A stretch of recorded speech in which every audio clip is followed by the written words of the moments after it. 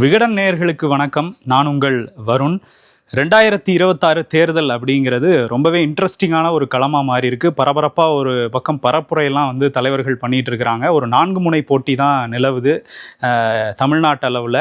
புது வரவான தாவேக்கா என்ன பண்ணுவாங்க அப்படிங்கிறத தெரிஞ்சுக்கிறதுல மக்களுக்கு ஒரு பெரிய ஆர்வம் இருக்குது. பொதுவாகவே எல்லா தேர்தலுக்குமே ஜூனியர் விகடனோட அந்த மெகா சர்வே ரிசல்ட்ஸை தான் அரசியல் கட்சிகள் எதிர்பார்த்து காத்துக்கிட்டு இருப்பாங்க. ஊடகங்கள் அதை பற்றி பெரிய விவாதங்கள் நடத்துவாங்க. மக்களுக்கும் ஒரு பெரிய எதிர்பார்ப்பு இருக்கும். இந்த ஆண்டும் அதை விட அதிகமாகவே இருக்கும் அப்படின்னு தான் நாங்கள் நம்புகிறோம். அதில் கிட்டத்தட்ட ஒரு 550 பேரை களத்தில் இறக்கி ஒரு விரிவான சர்வே, ஒவ்வொரு தொகுதிக்கும் 400 சாம்பிள்கள் எடுத்து அதை தாண்டி நம்ம ரிப்போர்ட்டர்ஸை வச்சு கள நிலவரம் எப்படி இருக்குது, யாருக்கு எது சாதகமாக இருக்குது அப்படின்னு பலம் பலவீனம் எல்லாத்தையும் ஆராய்ஞ்சு தான் இந்த சர்வே ஒரு பெரிய டீம் ஒர்க்காக பண்ணி கொண்டு வந்திருக்கிறோம். இதில் இப்போ நம்ம என்ன பார்க்க போகிறோம் அப்படின்னா, மத்திய மாவட்டங்களான 4 மாவட்டங்கள்.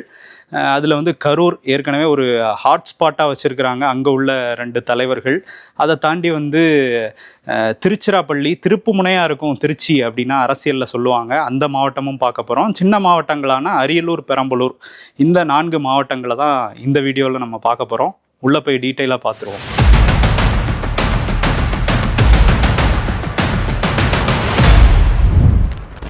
முதல்ல கரூர் மாவட்டம். நான் ஏற்கனவே சொன்ன மாதிரி செந்தில் பாலாஜி, இன்னொரு பக்கம் அண்ணாமலை. வாட்ச் பில் கேட்டே அவங்க ஒரு பெரிய பரபரப்பாக மாற்றி வச்சுருந்தாங்க தமிழ்நாட்டை. அவங்களுக்குள்ள ஒரு டக் ஆஃப் வார்லாம் போச்சு. அரவக்குறிச்சியில் அண்ணாமலை போன தடவை நின்னார், இந்த தடவை சீட்டு கொடுக்கல. செந்தில் பாலாஜி இந்த தடவை கரூர் மாவட்டத்தொட்டே வெளியே போய் கோவை தெற்கில் நிற்கிறாரு. இருந்தால் கூட கரூருக்குள்ளே அவர் நிறைய வேலைகளை பார்த்துட்டு தான் இருக்கார். அந்த கரூர் மாவட்டத்தோட நிலவரம் எப்படி இருக்குது அப்படிங்கிறத முதல்ல நம்ம பார்க்கலாம். கரூரில் முதல் சட்டமன்ற தொகுதி அப்படிங்கிறது அரவக்குறிச்சி தான். இந்த தொகுதியை பொறுத்தவரையும் திமுகவில் இளங்கோ இவர் போட்டியிடுறாரு, அதிமுகவில் செல்வகுமார் போட்டியிடுறாரு, நாத்தாக்கால நரேன், அதே மாதிரி தாவேக்கால கார்த்திகேயன் போட்டியிடுறாங்க. சிட்டிங் எம்எல்ஏ அப்படிங்கிறது அவருக்கு யாருக்குன்னா இளங்கோவுக்கு ஒரு பெரிய பலமாக இருக்குது. சிறுபான்மையினர் வாக்கும் கணிசமாக இருக்குது. சர்ச்சையில் எதுவுமே அவர் பெருசாக சிக்கலை அப்படிங்கிறதெல்லாம் அவருக்கு ப்ளஸ்ஸாக மாறி இருக்கு. பெரிய திட்டங்களை செயல்படுத்தலை அவர் அப்படிங்கிற ஒரு அதிருப்தி மக்கள் மத்தியில் இருக்குது. அதே நேரத்தில் செல்வகுமார் அவருக்கு என்ன பலம் அப்படின்னா, அந்த ரெட்டலை, அந்த கட்சி கட்டமைப்பு, அது மட்டுமே பலமாக இருக்குது. கூட்டணி கட்சிகள், அதாவது பாஜகவோட கூட்டணி வச்சுருக்காங்க, அதுக்கு எதிரான ஒரு மனநிலையில் இருக்கிற மக்கள் இலங்கோவுக்கு தான் வாக்களிப்பாங்க அப்படிங்கிறதும் அவருக்கு மைனஸாக மாறி இருக்குது செல்வகுமாருக்கு.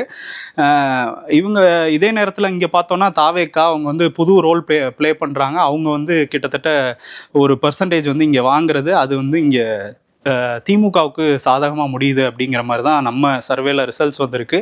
ஸோ இந்த தொகுதியை பொறுத்தவரையும் திமுக உதயசூரியன் தான் முந்தி நிற்கிறாங்க. அடுத்த தொகுதி கரூர் மாவட்டத்தில் அப்படின்னு பார்க்கும்போது, அது கரூர் தொகுதி ரொம்பவே முக்கியமான ஒரு தொகுதி தான். ஏன்னா முன்னாள் அமைச்சர் எம்ஆர் விஜயபாஸ்கர் அங்கே நிற்கிறாரு. செந்தில் பாலாஜியோட களம் இறக்கி விட்ட தியாகராஜன் திமுக சார்பில் நிற்கிறாரு. நாத்தாக்கால மருத்துவர் கருப்பையா, தாவேக்கால இந்த மாவட்ட செயலாளர் மதியழகன் அவர் போட்டிடுறாரு. கட்சி கட்டமைப்பு, செந்தில் பாலாஜி ஏற்படுத்தி வச்சிருக்கிற அந்த கட்சி கட்டமைப்பு, தேர்தல் வியூகம், களப்பணி, பண பலம், இதெல்லாம் தியாகராஜனுக்கு கை கொடுக்குது. அதே மாதிரி தொகுதிக்கு அவர் புதுமுகம் அப்படிங்கிறது மைனஸ். எதிர்கட்சியினர் இனாம் நிலம் தொடர்பான ஒரு பிரச்சாரத்தை அங்கே முன்னெடுத்திருக்கிறாங்க. அது அவருக்கு ஒரு பின்னடைவாக தான் பார்க்குறாங்க. தனிப்பட்ட செல்வாக்கு அப்படிங்கிறது எம்ஆர் விஜயபாஸ்கருக்கு அந்த தொகுதியில் ஒரு பரிச்சயமான நபர் அப்படிங்கிறதுனால அது இருக்குது. அவர்கிட்டையும் பணபலம், ரொம்ப பிரச்சாரத்தில் எந்த முறையும் இல்லாமல் இந்த முறை ரொம்ப வேகமாகவே முன்னாடி போயிட்டுருக்கிறாரு. ஸோ இது அவருக்கு ப்ளஸ்ஸாக மாறி இருக்குது. தாவேக்கா பிரிக்கிற வாக்குகள் அப்படிங்கிறது இந்த தொகுதியை பொறுத்தவரையும் கண்டிப்பாக அது அதிமுகவுக்கு சாதகமாக முடியுதுங்கிற மாதிரி தான் நம்ம சர்வேல வந்திருக்கு. ஸோ ஒருபடி முந்தி நிற்கிறாரு எம்ஆர் விஜயபாஸ்கர். கரூர் மாவட்டத்தில் அடுத்த தொகுதி கிருஷ்ணராயபுரம் தனி. இந்த தொகுதி ஒரு இழுபறியில் தான் போயிட்டுருக்கு. ஏன்னா டஃப் ஃபைட்டில் CK ராஜா திமுகவில் களமிறக்கப்பட்டிருக்காரு. அதிமுகவில் மருத்துவர் திவ்யா, இவங்க 2 பேருக்கும் ஒரு டஃப் ஃபைட்டு தான் இருக்குது. நாத்தாக்கால சத்யா, தாவேக்காலையும் ஒரு சத்யாவை தான் நாங்கள் களமிறக்குவோன்னு இங்கே இறக்கியிருக்காங்க. இதில் தேர்தல் வியூகம், பணபலம், கட்சி கட்டமைப்பு, இதெல்லாம் CK ராஜாவுக்கு ரொம்பவே ப்ளஸ்ஸாக மாறி இருக்கு. புதுமுகம் அப்படிங்கிறது அவருக்குமே மைனஸாக தான் இருக்குது இந்த தொகுதியில். அதிமுகவுக்கு ஒரு செல்வாக்குள்ள தொகுதி தான். பொதுவாகவே கரூர் மாவட்டத்தில் செந்தில் பாலாஜி அதிமுகவில் இருக்கும் போதே அவங்களுக்கு சாதகமான ஒரு தொகுதியாக தான் இது இருந்தது. திமுகவுக்கு வந்ததுக்கப்புறம் அது போன தேர்தலில் வந்து அவர் மாற்றி வச்சுருந்தாரு. இப்போ திரும்ப அந்த செல்வாக்கு அப்படிங்கிறது கொஞ்சம் கொஞ்சமாக அவருக்கு வந்து மேலே வருது அதிமுகக்குன்னு சொல்கிறாங்க. வாக்காளர்களை கவர்ற வகையில் அவங்க பண்ணுற அந்த பிரச்சாரம் இதெல்லாமும் எடுபட்டிருக்கு. புதுமுகம் வெளியூரை சேர்ந்தவருங்கிறது அவருக்குமே வந்து அவங்களுக்குமே திவ்யாவுக்குமே ஒரு மைனஸாக தான் இருக்குது. இரு வேட்பாளர்கள் அதை தாண்டி உள்ள இரு வேட்பாளர்களும் வாக்குகளை பிரிக்கிறது அப்படிங்கிறது ஒரு மாதிரி கணிக்க முடியாத ஒரு சூழலில் கொண்டு வந்து நம்மளை நிறுத்தியிருக்கு. இருந்தால் கூட அது வந்து உதயசூரியனுக்கு வந்து கொஞ்சம் சாதகமாக ஒரு எட்ஜ் இருக்க மாதிரி தான் தெரியுது இந்த கிருஷ்ணராயபுரம் தொகுதியில். கரூர் மாவட்டத்தில் கடைசி தொகுதி அது வந்து குளித்தலை தொகுதி. இந்த தொகுதியில் வந்து பார்த்தோம்னா திமுகவில் சூரியனூர் சந்திரன் வந்து நிற்கிறாரு, அதிமுகவில் வந்து கருணாகரன் நிற்கிறாரு, நாத்தாக்கால வந்து நன்மாறன் நிற்கிறாரு, தாவேக்கால பாலசுப்ரமணியம் இவங்கெல்லாம் வந்து போட்டிடுறாங்க. தொகுதியில் சமூக வாக்குகள் அப்படிங்கிறது கொஞ்சம் வந்து சந்திரனுக்கு வந்து சாதகமாக இருக்குது. இந்த தொகுதியில் கட்சி கட்டமைப்பு பிரச்சார வியூகம்லாமும் அவருக்கு கை கொடுக்கும் அப்படின்னு சொல்கிறாங்க. கட்சியினர் வந்து அவர் புதுமுகம் அப்படிங்கிறதுனால உள்ளடி வேலைகளை பார்த்து அவருக்கு எதிராக அவரை தோக்கடிக்கிறதுக்கு உட்கட்சி பூசல்லே வந்து ஒரு பிரச்சனை போயிட்டு இருக்கிறதுக்கு அவருக்கு வந்து கொஞ்சம் சிக்கலாக தான் இருக்குது. இந்த தொகுதியில் முன்னாள் அமைச்சர் பாப்பா சுந்தரத்தோட மகன் கருணாகரன் தான் வந்து போட்டியிடுறாரு. அவருக்கு வந்து தொகுதியில் கணிசமான வாக்குகள் இருக்கிறது வந்து அந்த பாப்பா சுந்தரம் அவரோட செல்வாக்கு இதெல்லாம் வந்து கண்டிப்பாக கருணாகரனுக்கு கை கொடுக்கும். ஆனால் என்னென்னா பிரச்சாரத்தில் அவர் பெரிய வேலைகள் பார்க்கறது இல்லை, அவருக்குமே வந்து உள்ளடி வேலைகள்லாம் நடந்துக்கிட்டு இருக்குது. இதில் வந்து எல்லா தொகுதியிலையும் நம்ம சொன்ன மாதிரி ஒரு ஸ்பாய்லராக இங்கேயுமே தாவேக்கா வந்து ஒருத்தருக்கு சாதகமாக தான் இந்த தொகுதியை மாற்றிருக்கு. அது யாருக்கு மாற்றிருக்கு அப்படின்னா திமுகவுக்கு மாற்றிருக்குங்கிறது தான் நம்ம சர்வேல வந்து ரிசல்ட். திருச்சி தமிழ்நாட்டோட சென்டரில் இருக்கிற அந்த மாவட்டத்துக்கு தான் இப்போ வந்திருக்கிறோம். திருச்சினாலே திருப்புமுனை அப்படின்னு சொல்லுவாங்க. அது எம்ஜிஆர் காலத்துலேருந்து இன்றைக்கி விஜய் வரையும் அதை நம்புகிறாங்க. அவர் வந்து சென்னையில் போட்டியிட்டால் சென்னை காஞ்சிபுரம் தொகுதிகள்லாம் ஒன்று எதிரொலிக்கும் அப்படிங்கிற மாதிரி சென்னையில் பெரம்பூரில் போட்டிட்டார். அதில் அவர் வந்து இந்த கணக்குகள் சமூகம் நமக்கு எப்படி அங்கே உள்ள ஓட்ஸ் எப்படி நமக்கு டேலி ஆகும் அதெல்லாம் பார்த்து தான் பெரம்பூரில் நின்னார். அதே மாதிரி தான் திருச்சி கிழக்கும் அங்கே மைனாரிட்டி ஓட்ஸ்லாம் இருக்குன்னு போயிருந்தா கூட திருச்சியில் நின்னா அந்த சைடு ஃபுல்லாக ஒரு தாக்கத்தை ஏற்படுத்தும்னு வந்து அவர் நம்புறதாகவும் அவங்க கட்சிக்காரங்க சொல்கிறாங்க. ஸோ திருச்சி மாவட்டமும் ஒரு ஹாட்ஸ்பாட் மாவட்டமாக மாறி இருக்கு. அது ஏற்கனவே வந்து KN நேரு, அன்பில் மகேஷ் அமைச்சர்களோட மாவட்டமாக இருக்கிறதுனால எப்பவுமே அது ஒரு பரபரன்னு தான் இருக்கும். இந்த வாட்டி அங்கே மக்கள் என்ன நினைக்கிறாங்கங்கிறத நம்ம போய் பார்ப்போம். திருச்சி மாவட்டத்தில் முதல் தொகுதி மணப்பாறை. அங்கே வந்து திமுகவில் மனிதநேய மக்கள் கட்சி அப்துல் சமத்துக்கு வந்து ஒதுக்கியிருக்காங்க கூட்டணி கட்சிக்கு. அதிமுகவில் மருத்துவர் விஜயகுமார் நிற்கிறாரு, நாத்தாக்கால அருணகிரி, தாவேக்கால வந்து கதிரவன். இந்த 4 பேரும் போட்டி போடுறாங்க. இதில் சிட்டிங் MLA கூட்டணி கட்சிகளோட அரவணைப்பு இதெல்லாம் வந்து அப்துல் சமத்துக்கு வந்து ஒரு ப்ளஸ்ஸாக இருந்தால் கூட ஒரு வெளி மாவட்டத்தை சேர்ந்தவர் அவருக்கே தொகுதி வந்து ஒதுக்குறாங்க இப்படிங்கிறதெல்லாம் கட்சிக்குள்ளே கொஞ்சம் அதிருப்தி இருக்குது, திமுகலே அதிருப்தி இருக்குது. ஸோ வேலை பார்க்குறது இதெல்லாம் வந்து சுணக்கமாக இருக்குது அப்படின்னு சொல்கிறாங்க. இதில் நம்ம பார்க்கும்போது இந்த தொகுதியை சேர்ந்தவர் சமூக வாக்குகள் இந்த பணபலம் இதெல்லாம் வந்து ஒரு விஜயகுமாருக்கு வந்து சாதகமாக தான் இருக்குது. அதிமுகவை சேர்ந்த விஜயகுமாருக்கு அவர் புதுமுகம் அப்படிங்கிறதுனால இவ்வளோ காலமாக கட்சியில் உழைச்சி எங்களுக்கு சீட் இல்லை அவர் கொடுத்துட்டீங்களே அப்படிங்கிற அதிருப்தி இருந்தால் கூட இதெல்லாமும் தாண்டி இங்கே வந்து தாவேக்கா, நாத்தாக்கா, நாம் தமிழரும் இங்கே கணிசமான வாக்குகளை வாங்குவாங்க அப்படின்னு சொல்கிறாங்க. இவங்க 2 பேரும் பிரிக்கிற வாக்குகள் அப்படிங்கிறது இந்த தொகுதியை பொறுத்தவரையும் அதிமுகவுக்கு சாதகமாக மாறி இருக்கு. ஸோ விஜயகுமார் தான் இங்கே முந்துவாருங்கிற மாதிரி நம்ம சர்வேல ரிசல்ட்ஸ் வந்திருக்கு. இப்போ திருச்சி மாவட்டத்தில் அடுத்த தொகுதி என்ன அப்படின்னு பார்த்தோன்னா திருவரங்கம், ஸ்ரீரங்கம் தொகுதி. இந்த தொகுதியில் திமுகவில் துரைராஜ் வந்து களமாடுறாரு. அதே மாதிரி அதிமுகவில் மனோகரன் வந்து போட்டி போடுறாரு. நாத்தாக்கால தர்மராஜ், தாவேக்கால ரமேஷ் வந்து போட்டி போடுறாரு. இதில் துரைராஜ் திமுக வேட்பாளர் துரைராஜுக்கு என்ன சாதகமாக இருக்குன்னா அவர் இந்த தொகுதியை சேர்ந்தவர் அப்படிங்கிறது சாதகமாக இருக்குது. அதே நேரத்தில் அந்த தொகுதியில் அதிக சமூக மக்கள் எந்த சமூகத்தை சேர்ந்தவங்க இருக்காங்களோ அவங்க தான் அதிக வாக்காளர்கள் உள்ள சமூகத்தை சேர்ந்தவர் தான் துரைராஜ். அவருக்கு இதெல்லாம் ப்ளஸ்ஸாக இருக்குது. அவர் புதுசு அந்த தொகுதிக்குங்கிறது மட்டும் கொஞ்சம் மைனஸாக இருக்குது. இதை தாண்டி வந்து ரெட்டலைக்கு அந்த தொகுதியில் ஒரு அடர்த்தியான வாக்குகள் இருக்குது. அதுவும் அந்த சொந்த செல்வாக்கும் மனோகரனுக்கு இருக்கிறதுனால அவர் இந்த தொகுதியில் வந்து முந்தி நிற்கிறாரு. அதே மாதிரி நம்ம சொன்ன மாதிரி இந்த தொகுதியிலையும் வந்து தாவேக்காக்கு ஒரு பெரிய பர்சன்டேஜ் கிடைக்குது. நாம் தமிழரும் ஓரளவு வாக்குகள் வாங்குறாங்க. அதுவும் வந்து இந்த தொகுதியில் அதிமுகவை ஒருபடி முந்தி நிற்க வைக்குது. ஸோ மனோகரன் இந்த தொகுதியில் முந்துறாரு. திருச்சியில் அடுத்த தொகுதி அப்படிங்கிறது திருச்சிராப்பள்ளி மேற்கு. இது ஒரு ஸ்டார் தொகுதி. ஏன்னா அமைச்சர் KN நேரு வந்து இங்கே போட்டிடுறாரு. அவருக்கு ரொம்ப பரிச்சயமான நபர். இதெல்லாம் வந்து அவருக்கு எப்போவுமே ப்ளஸ்ஸாக தான் இருக்கும். அதனால் அதிமுக கூட்டணியில் அமமுக சார்பில் குக்கர் சின்னத்தில் வந்து தொட்டியம் ராஜசேகரன் வந்து நிற்கிறாரு. நாத்தாக்கால புவனேஸ்வரி, தாவேக்கால வந்து ராமமூர்த்தி வந்து இறக்கியிருக்காங்க. இதில் வந்து ஆள்பலம் பணபலம் இது எல்லாமே பார்த்தோன்னா பிரச்சார வியூகம் இது எல்லாமே KN நேருக்கு கண்டிப்பாக ஒரு ப்ளஸ்ஸாக தான் இருக்குது. இதில் சமூக வாக்குகள், பிரச்சார வியூகம் இதெல்லாம் மட்டுமே நம்பி களமிறங்கி இருக்கிறாரு ராஜசேகரன்.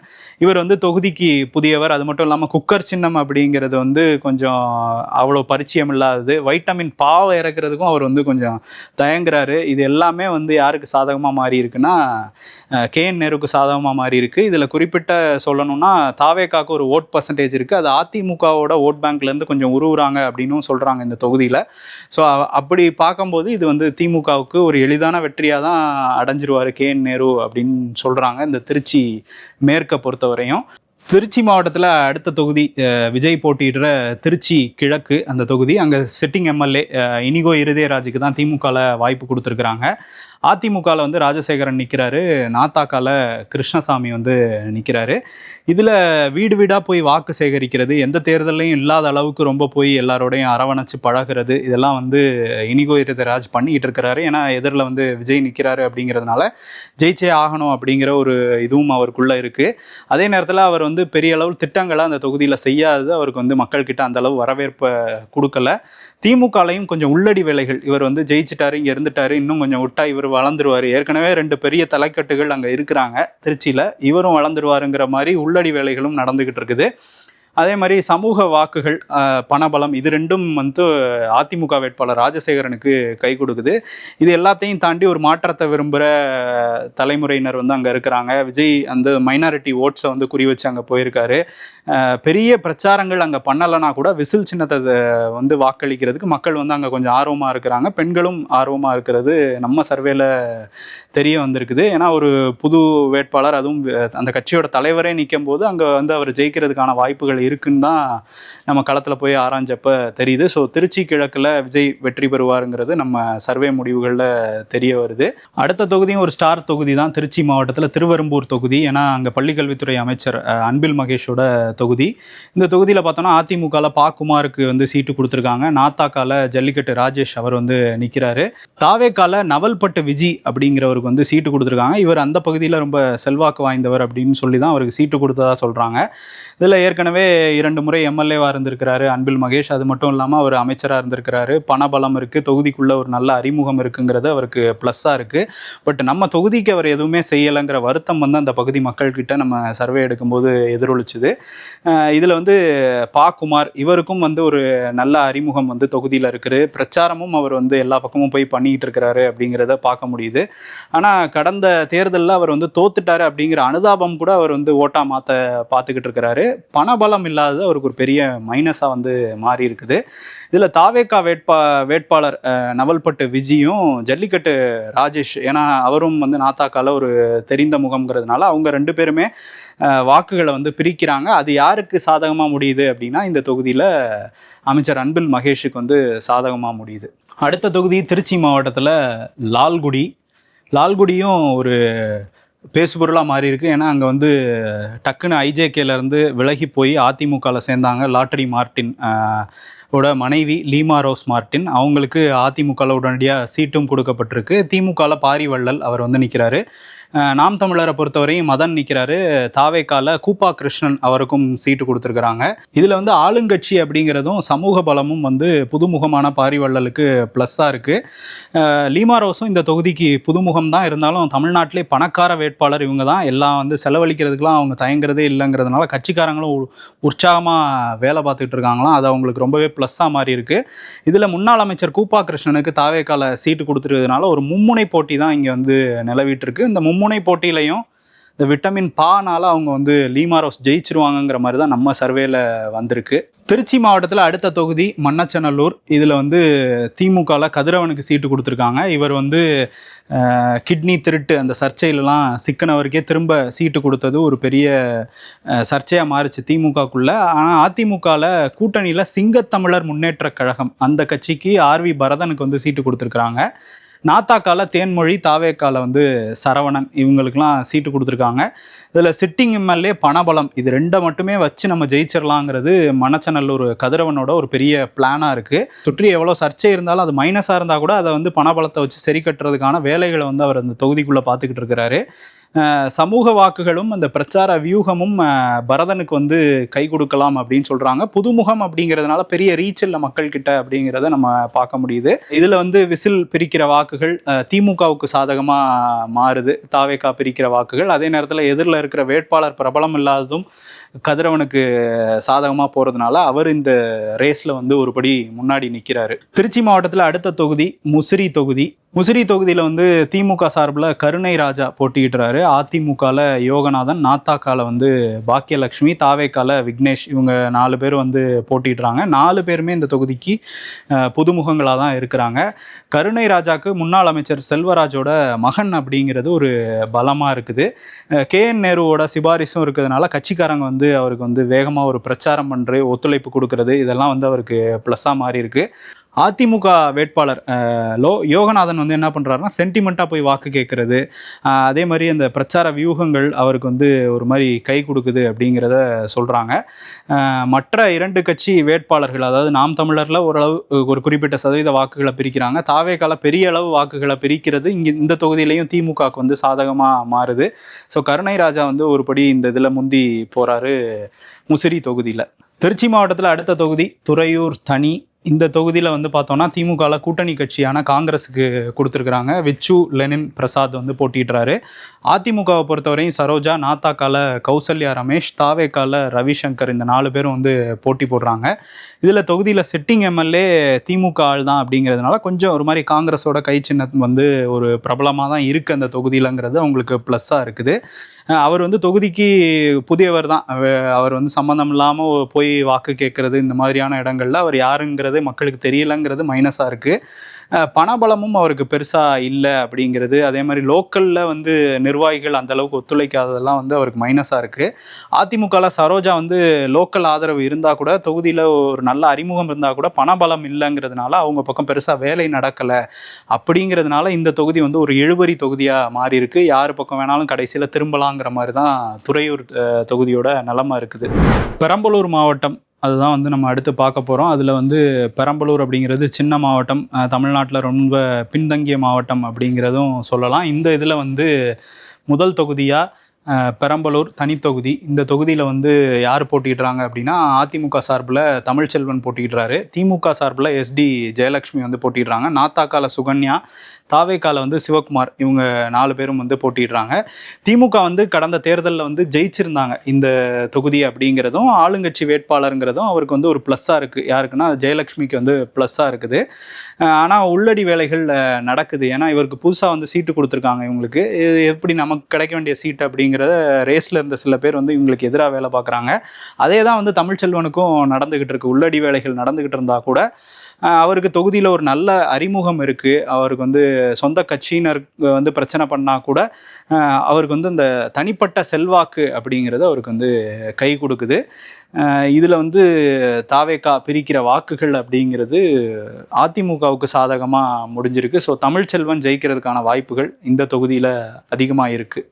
இப்போ பெரம்பலூரில் அடுத்த தொகுதி குன்னம் தொகுதி. இந்த தொகுதி வந்து ஒரு ஸ்டார் தொகுதி அப்படின்னு சொல்லலாம். ஏன்னா வந்து அமைச்சர் சிவசங்கர் வந்து போட்டியிடுறாரு. அவங்கள எதிர்த்து வந்து IJK கூட்டணி கட்சிக்கு கொடுத்துருக்காங்க. ஆனால் அவங்க இரட்டை இலை சின்னத்தில் தான் போட்டிடுறாங்க. சரண்யாவுக்கு வந்து ஒதுக்கப்பட்டிருக்கு. இந்த பகுதியில் வந்து நாத்தாக்கால வழக்கறிஞர் கீர்த்திவாசன், அதே மாதிரி தாவேக்கால வந்து ரேவதி வந்து போட்டிடுறாங்க. சிட்டிங் எம்எல்ஏ அப்படிங்கிறதும் அவரோட எளிமையான அணுகுமுறையும் சிவசங்கருக்கு ஒரு பெரிய ப்ளஸ்ஸாக மாறி இருக்குது. இதில் வந்து ஐஜேகே கட்சியிலேருந்து பாரிவேந்தர் அவர் வந்து சில திட்டங்கள்லாம் மாணவர்களுக்கு இலவச கல்வி வசதி இந்த வாக்குறுதிகள்லாம் கொடுத்துருக்கிறாரு. எஸ்எஸ் சிவசங்கருக்கு எதிராக சரண்யாவும் வந்து பலமாக பிரச்சாரம் பண்ணிக்கிட்டு இருக்கிறாங்க. அதே சமயத்தில் அவங்க புது முகம் அப்படிங்கிறதும் ஐஜேகே கட்சிக்கு ஒரு பெரிய கட்டமைப்பு இல்லை அப்படிங்கிறதும் அவங்களுக்கு வந்து மைனஸாக இருக்குது. இங்கேயுமே தாவேகா பிரிக்கிற வாக்குகள் அப்படிங்கிறது உதயசூரியனுக்கு இந்த தொகுதியில் வந்து பாசிட்டிவாக இருக்குது. ஸோ அமைச்சர் சிவசங்கர் கொஞ்சம் கம்ஃபர்டபுளாகவே இந்த தொகுதியை வந்து ஜெயிச்சிருவார் அப்படிங்கிற மாதிரி தான் இருக்குது குன்னம் தொகுதியில். அரியலூர் மாவட்டம் அதுவுமே வந்து சின்ன மாவட்டம் தான். பெரம்பலூரை போலவே ஒரு பின்தங்கிய மாவட்டம் தான் அரியலூர். அங்கே வந்து மக்களோட மனநிலை எப்படி இருக்குது அப்படிங்கிறத நம்ம சர்வேல என்ன வந்திருக்கு அப்படிங்கிறத பார்க்கலாம். அரியலூரில் முதல் தொகுதி அப்படிங்கிறதே அரியலூர் தொகுதி தான். அந்த தொகுதியில் பார்க்கும்போது திமுகவில் லதா பாலு வந்து போட்டிடுறாங்க. அதிமுகவில் தாமரை எஸ் ராஜேந்திரனுக்கு ஒதுக்கியிருக்காங்க. நாம் தமிழரில் புகழேந்தி, தாவேக்காவில் வந்து சிவகுமார் இவங்கெல்லாம் போட்டிடுறாங்க. பெண் வேட்பாளர் அப்படிங்கிறது ஒரு ப்ளஸ்ஸாக இருக்குது. அந்த அரியலூரை பொறுத்தவரையும் திமுக வேட்பாளரில் லதா பாலுக்கு அது ப்ளஸ்ஸாக இருக்குது. நல்ல இமேஜும் அவங்க மேலே ஒரு க்ளீன் இமேஜ் இருக்கிறதும் ப்ளஸ்ஸாக இருக்குது. ஆனால் என்னென்னா அவங்கக்கிட்ட அந்த வைட்டமின் இல்லை பணபலம் இல்லாதது ஒரு பெரிய பிரச்சனையாக மாறி இருக்குது. அதே நேரத்தில் தாமரை ராஜேந்திரன் அந்த தொகுதிக்கு ரொம்பவே அறிமுகமானவர், ஒரு மிகப்பெரிய பணபலம் படைத்தவர். இதெல்லாம் தாண்டி கூட்டணி பலமும் வந்து அவருக்கு அந்த தொகுதியில் கை கொடுக்குது. இன்னொரு பக்கம் என்னென்னா இந்த லதா பாலு அவங்களும் சரி, தாவேக்கால இருக்கிற சிவகுமார் இவங்க 2 பேரும் வந்து ஒரே சமூகத்தை சேர்ந்தவங்கிறதுனால வாக்குகள் கண்ணா பின்னான்னு பிரியுது. இது வந்து தாமரை ராஜேந்திரனுக்கு ஒரு ப்ளஸ்ஸாக மாறி இந்த தொகுதியில் அவர் முந்துறாரு அப்படிங்கிறது தெரிய வருது. அவர் மேலே சில அதிருப்திகள்லாம் இருக்குது. அவங்க சமூகத்து ஆட்கள் மட்டுமே தூக்கி பிடிக்கிறாங்க அப்படிங்கிற மாதிரி அந்த அதிருப்திகளையும் தாண்டி தாவேக்கா பிரிக்கிற வாக்கு இந்த தொகுதியில் அதிமுகவுக்கு சாதகமாக முடியுது. அரியலூர் மாவட்டத்தில் அடுத்த தொகுதி அப்படிங்கிறது ஜெயங்கொண்டம் தொகுதி. இந்த தொகுதியில் வந்து திமுகவில் சிட்டிங் எம்எல்ஏ கண்ணனுக்கு வந்து வாய்ப்பு கொடுத்துருக்குறாங்க. அதிமுகவில் பாமகவில் வைத்தியலிங்கம் வந்து நிற்கிறாரு. நாம் தமிழரில் ரேவதி கலைமணி, தாவேக்கால கவிதா ராஜேந்திரன் இந்த 4 பேரும் போட்டி போடுறாங்க. பாரம்பரியமான ஒரு குடும்ப பாரம்பரியம், அதே மாதிரி கூட்டணி பலம் இதெல்லாம் வந்து கண்ணனுக்கு ப்ளஸ்ஸாக இருக்குது. தொகுதிக்கு பெருசாக எதுவும் செய்யலை அவர் அப்படிங்கிறது அந்த மக்கள்கிட்ட ஒரு வருத்தம் இருக்க தான் செய்யுது. அதை தாண்டி உட்கட்சி பூசல் இதெல்லாமும் அவருக்கு பிரச்சனையாக இருக்குது.